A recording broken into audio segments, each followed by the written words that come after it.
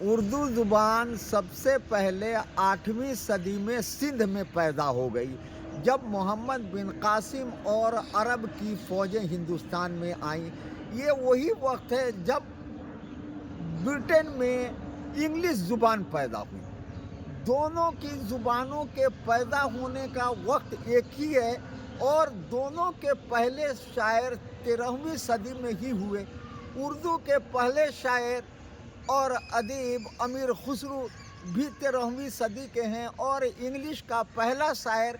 چوسر وہ بھی 1260 یعنی 13ویں صدی کا ہی ہے۔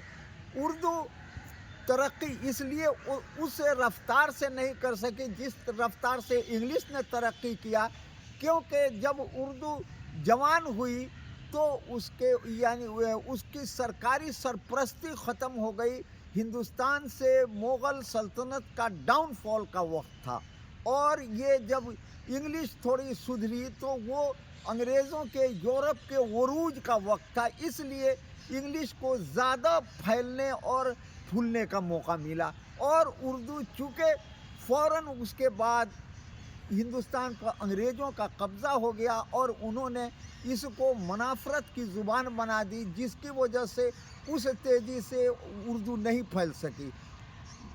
انگریزوں نے ہندوؤں اور مسلمانوں میں نفرت ڈالنے کے لیے ہندی اور اردو کو الگ کیا، ورنہ ہندی اور اردو کے دونوں کے پہلے شاعر اور ادیب امیر خسرو ہی ہیں۔ یعنی اردو ہندی سے نہیں نکلی ہے بلکہ ہندی اردو سے نکلی۔ پہلے یہ زبان ریختہ کہی جاتی تھی، بعد میں اس کو ہندوستانی کہا گیا اور اس ہندوستانی زبان کو فارسی رسم الخط اور دیوناگری دونوں رسم الخط میں لکھتے تھے، لیکن انگریزوں نے 1832 میں فورٹ ولیم کالج کلکتہ میں اردو اور ہندی کے الگ الگ ڈپارٹمنٹس قائم کیے۔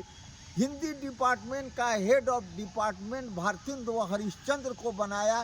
اور اردو ڈپارٹمنٹ کا head of department Maulvi Abdul Haq کو، اور بھارتیندو ہریش چندر کو یہ سختی سے یہ کیا گیا کہ ہندی زبان میں جو زبان دیوناگری رسم الخط میں لکھی جائے گی اس میں زیادہ سے زیادہ سنسکرت الفاظ ڈالے، اور اس نے ایسا ہی کیا۔ اس کا مقصد انگریزوں کا صرف مسلمانوں میں اور ہندوؤں میں یہاں تفرقہ ڈالنے کا تھا، یعنی ڈیوائیڈ اینڈ رول کا تھا کہ نہ صرف ان کو مذہب کی بنیاد پر بلکہ زبان اور کلچر